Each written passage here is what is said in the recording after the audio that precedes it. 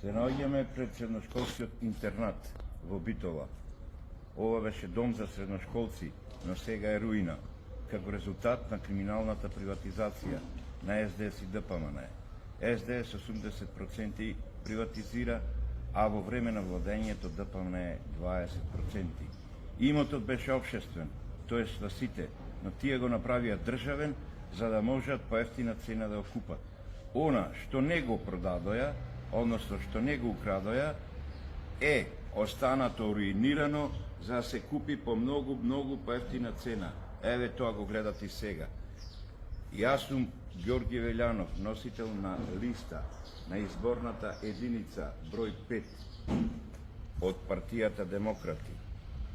И ние бараме да се изврши ревизија на криминалната приватизација, да се казнат виновниците со ригорозни казни.